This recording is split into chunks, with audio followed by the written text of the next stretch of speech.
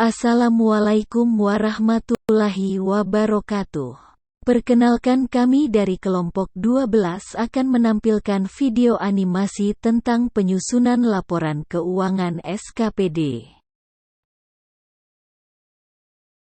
Sebelum itu izinkan kami memperkenalkan anggota kelompok kami, yaitu Siti Aminah A1C01012336, Siti Maria Ulpa A1C020239, dan Lilis Kurniati A1C020271. Baik, langsung saja ke materi. SKPD merupakan unit pemerintahan di lingkungan pemerintah daerah selaku pengguna anggaran, yang dapat berbentuk dinas, badan, dan kantor ataupun satuan. Sebagai pengguna anggaran, SKPD harus menyelenggarakan sistem akuntansi guna menghasilkan laporan keuangan sebagai bentuk pertanggungjawaban penggunaan anggaran yang dikelolanya. Sistem pengelolaan APBD yang berlaku saat ini mengharuskan seluruh penerimaan uang oleh SKPD disetorkan ke rekening kas umum daerah dan pengeluaran dilakukan dari rekening kas umum daerah. Istilah kas umum daerah sering juga disebut kas daerah atau sering disingkat Kasda. Pengelola Kasda adalah pejabat pengelola keuangan daerah, PPKD, dan dengan demikian bertindak sebagai BUD. Dengan demikian, walaupun SKPD telah memiliki dokumen pelaksanaan anggaran, DPA, aliran kas masuk yang merupakan pendapatan daerah harus disetorkan ke kas daerah.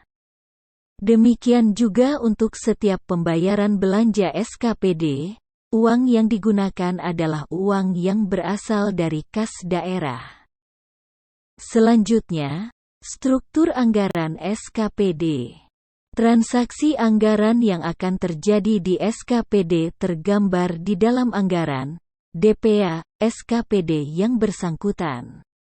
Dengan adanya pembagian kewenangan yang jelas dalam hal penganggaran dan pelaksanaannya antara PPKD dan Kepala SKPD, maka tidak akan terjadi tumpang tindih penganggaran antara PPKD dan SKPD. Penganggaran pendapatan dan belanja yang tidak dianggarkan di dalam DPA PPKD akan dianggarkan di dalam DPA SKPD. Sementara itu, penganggaran pembiayaan seluruhnya merupakan kewenangan PPKD sehingga anggaran pembiayaan tidak akan muncul di dalam DPA SKPD. Struktur anggaran SKPD yang tertuang di dalam DPA SKPD terdiri dari, yang pertama yaitu anggaran pendapatan. Anggaran pendapatan dibagi menjadi dua, yaitu pendapatan asli daerah dan lain-lain PAD yang sah. Kemudian yang kedua anggaran belanja. Anggaran belanja dibagi menjadi dua, yaitu belanja tidak langsung dan belanja langsung.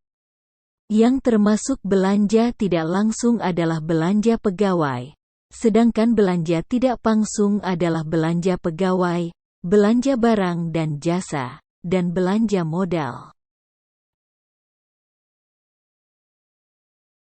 Selanjutnya jurnal standar proses akuntansi SKPD. Proses akuntansi pada SKPD diawali dengan pencatatan saldo awal tahun dan diakhiri dengan penerbitan laporan keuangan. Uraian berikut ini menggambarkan proses akuntansi SKPD secara rinci. Yang pertama adalah gambaran umum proses akuntansi SKPD. Pada umumnya, proses akuntansi SKPD dilaksanakan dengan menggunakan prosedur sebagai berikut. A. Pencatatan data anggaran ke dalam jurnal anggaran dan pencatatan saldo awal ke dalam jurnal finansial dibagi menjadi dua, yaitu 1. Pencatatan data anggaran. Pencatatan data anggaran SKPD dilakukan ke dalam jurnal anggaran dengan menggunakan data pada DPA SKPD. 2. Pencatatan saldo awal. Pencatatan saldo awal pembukuan SKPD dilakukan ke dalam jurnal finansial. Sumber data untuk pembukuan saldo awal bagi tahun berjalan adalah neraca akhir tahun yang lalu. B. Pencatatan transaksi selama tahun berjalan ke dalam jurnal anggaran dan jurnal finansial dibagi menjadi 3 yaitu 1. Jurnal finansial. Transaksi yang mengakibatkan terjadinya perubahan atas akun-akun pada neraca aset, kewajiban, ekuitas, dan akun-akun pada laporan operasional pendapatan dan beban dibukukan ke dalam jurnal finansial. 2. Jurnal anggaran. Transaksi yang mengakibatkan perubahan pada akun-akun laporan realisasi anggaran pendapatan LRA, belanja, transfer dan pembiayaan yang dilakukan secara tunai yang melibatkan penerimaan dan pengeluaran kas dari kas daerah, dicatat ke dalam jurnal finansial. 3. Penggunaan kode akun, guna memudahkan penyusunan laporan keuangan, baik secara manual maupun secara terkomputerisasi, maka digunakan kode-kode akun. Daftar kode akun ini disebut bagan akun standar, BAS, dan diatur dalam Permendagri 64 tahun 2014. Kode akun ditata sampai 5 jenjang tingkatan. Digit pertama mencerminkan golongan besar akun. Selanjutnya, pencatatan data anggaran ke dalam jurnal. Membukukan anggaran pendapatan dan anggaran belanja di awal tahun anggaran. Sumber datanya adalah DPA SKPD. Untuk prosedur pembukuannya sebagai berikut. Yang pertama, anggaran pendapatan dibukukan dengan mendebet akun estimasi pendapatan. Sementara itu, anggaran belanja dibukukan dengan mengkredit akun apropriasi belanja. Selisih antara nilai anggaran pendapatan dan belanja dibukukan ke dalam akun estimasi perubahan SAL. Yang kedua, pada sebagian besar SKPD, jumlah anggaran belanja biasanya lebih besar daripada jumlah anggaran pendapatan. Jika anggaran belanja sama dengan Z, anggaran pendapatan sama dengan X, maka selisihnya dibukukan di akun estimasi perubahan SAL, sisi debit. Pembukuan ke dalam buku jurnal anggaran adalah seperti yang terlihat pada tabel pertama, dan yang ketiga untuk dinas pendapatan.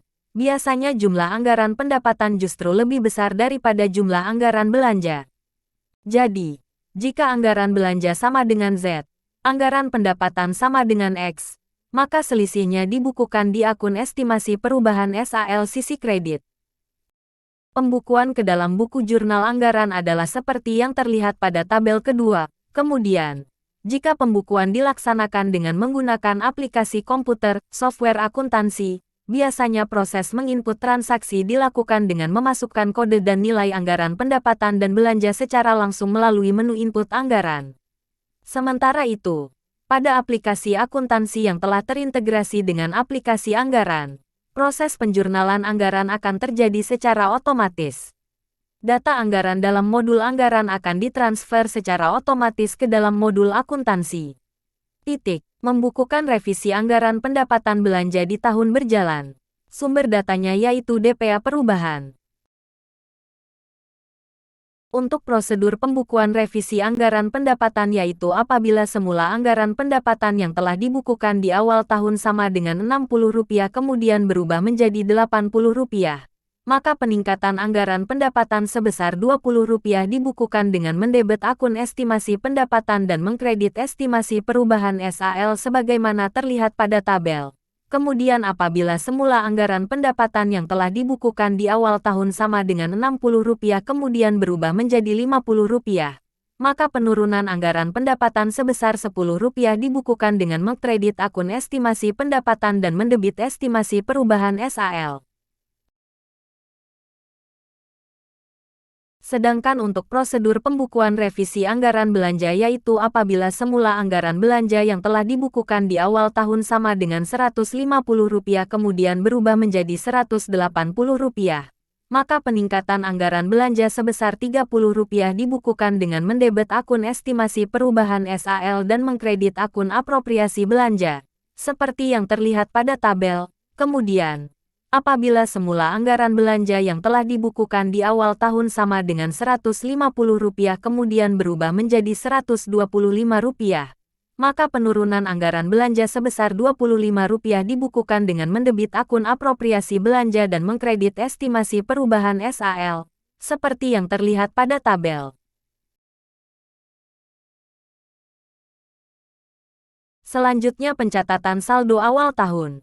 Kegiatan ini pada intinya memindahbukukan saldo akun-akun neraca akhir tahun yang lalu ke dalam saldo awal pembukuan tahun ini. Pemindahbukuan ini dilakukan dengan membukukan saldo awal ke dalam jurnal dengan pola standar jurnal seperti yang terlihat pada gambar. Jika pembukuan dilaksanakan dengan menggunakan aplikasi komputer, biasanya proses transfer saldo awal berjalan secara otomatis. Selanjutnya membukukan transaksi sepanjang tahun anggaran. Jurnal finansial dan jurnal anggaran. 1.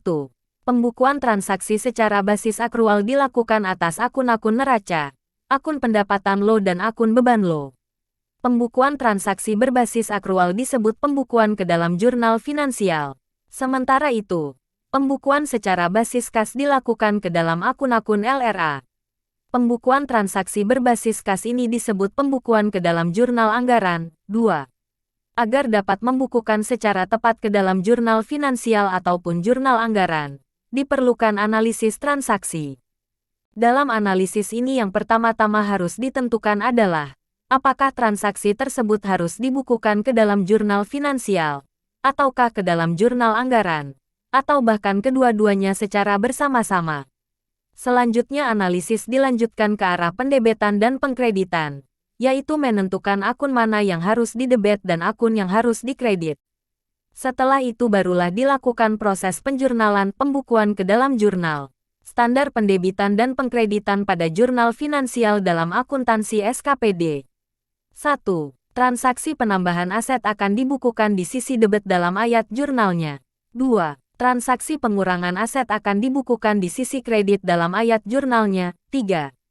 Transaksi penambahan kewajiban atau ekuitas masing-masing akan dibukukan di sisi debit dalam ayat jurnalnya. 4. Transaksi pengurangan kewajiban atau ekuitas masing-masing akan dibukukan di sisi kredit dalam ayat jurnalnya. 5. Transaksi terjadinya pendapatan lo akan dibukukan di sisi kredit dalam ayat jurnalnya. 6. Transaksi terjadinya beban lo akan dibukukan di sisi debit dalam ayat jurnalnya.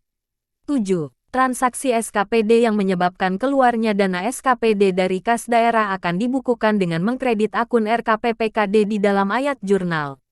8. Transaksi yang menyebabkan disetorkannya dana dari SKPD ke dalam kas daerah akan dibukukan dengan mendebit akun RKPPKD di dalam ayat jurnal seperti yang terlihat pada tabel. Standar pendebitan dan pengkreditan pada jurnal anggaran dalam akuntansi SKPD. 1. Transaksi terjadinya pendapatan LRA akan dibukukan di sisi kredit dalam ayat jurnalnya. 2. Transaksi terjadinya belanja LRA akan dibukukan di sisi debit dalam ayat jurnalnya. 3. Akun yang menjadi lawan transaksi pendapatan LRA dan akun belanja LRA adalah akun estimasi perubahan SAL seperti yang terlihat pada tabel. Ilustrasi transaksi penarikan dana dari kas daerah oleh bendahara pengeluaran SKPD untuk uang persediaan (AP) sebesar Rp100. Analisis 1. Apakah transaksi ini dibukukan ke dalam jurnal anggaran? Karena transaksi ini pada hakikat hanya pemindahan uang dari kas daerah ke kas bendahara pengeluaran sebagai persediaan untuk membayar kebutuhan belanja, maka bukan merupakan realisasi anggaran. Analisis 2. Apakah transaksi ini dibukukan ke dalam jurnal finansial? Karena dengan transaksi ini jumlah uang kas yang dikelola bendahara pengeluaran bertambah, yakni akun neraca terpengaruh aset SKPD bertambah sebesar Rp100 berupa uang kas, maka harus dibukukan sebagai jurnal finansial. Selanjutnya, karena dengan transaksi ini jumlah uang kas yang dikelola bendahara pengeluaran bertambah, yakni akun neraca terpengaruh aset SKPD bertambah sebesar Rp100 berupa uang kas, maka harus dibukukan sebagai jurnal finansial. Analisis 3. Transaksi ini menyebabkan aset akun kas di bendahara pengeluaran bertambah Rp100, maka pertambahan aset tersebut dibukukan di sisi debit. Selanjutnya, pasangan ayat jurnal sisi kreditnya adalah akun RKPPKD, karena uang tersebut berasal dari PPKD. Dengan demikian pembukuannya ke dalam jurnal adalah sebagaimana yang terlihat pada tabel. Ilustrasi transaksi penggunaan uang persediaan untuk membayar pembelian BBM sebesar Rp50. Dengan demikian transaksi ini belum dibukukan ke dalam jurnal anggaran maupun jurnal finansial. Ilustrasi transaksi pengisian kembali uang persediaan karena telah dipakai untuk pembelian BBM sebesar Rp50. SP2D yang diterbitkan adalah untuk penggantian uang yang dibelanjakan, disebut SP2D GU. Pertanggungjawaban belanja yang mendasari SP2D GU ini bersifat rampung. Ilustrasi ayat jurnalnya seperti yang terlihat pada tabel. Ilustrasi transaksi penarikan dana dari kas daerah oleh bendahara pengeluaran SKPD untuk menambah besarnya uang persediaan, up, sebesar Rp200. Transaksi ini menggunakan SP2D2 senilai Rp200 untuk menambah saldo uang persediaan. Dengan demikian pembukuannya ke dalam jurnal seperti pada gambar. Ilustrasi transaksi belanja modal untuk pembelian furnitur Rp70 yang pembayarannya dilaksanakan secara langsung kepada perusahaan penyedia barang oleh kas daerah melalui mekanisme SP2DLS. Untuk penyederhanaan ilustrasi, dalam transaksi ini diasumikan tidak ada unsur pajak pertambahan nilai (PPN) dan potongan pajak penghasilan (PPH). Ayat jurnalnya adalah seperti yang terlihat pada tabel.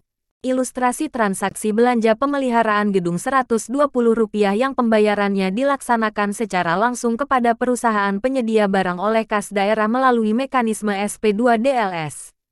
Untuk penyederhanaan ilustrasi, dalam transaksi ini diasumikan tidak ada unsur pajak pertambahan nilai (PPN) dan potongan pajak penghasilan (PPH). Ayat jurnalnya adalah seperti yang terlihat pada tabel. Ilustrasi transaksi penerimaan sewa ruangan sebesar Rp30. Uang dibayarkan oleh penyewa kepada bendahara penerimaan SKPD. Ayat jurnalnya adalah seperti yang terlihat pada tabel. Ilustrasi transaksi penyetoran hasil penerimaan sewa ruangan sebesar Rp30 oleh bendahara penerimaan SKPD kepada kas daerah. Ayat jurnalnya adalah seperti yang terlihat pada tabel. Ilustrasi transaksi penerimaan retribusi penjualan bibit kelapa sebesar Rp90. Uang dibayarkan oleh penyewa secara langsung ke kas daerah. Bendahara penerimaan SKPD tidak menerima pembayaran, melainkan hanya menerima pemberitahuan saja. Ayat jurnalnya adalah seperti yang terlihat pada tabel. Sekian video animasi dari kami, lebih dan kurangnya kami mohon maaf. Wabillahi taufiq wal hidayah. Assalamualaikum warahmatullahi wabarakatuh.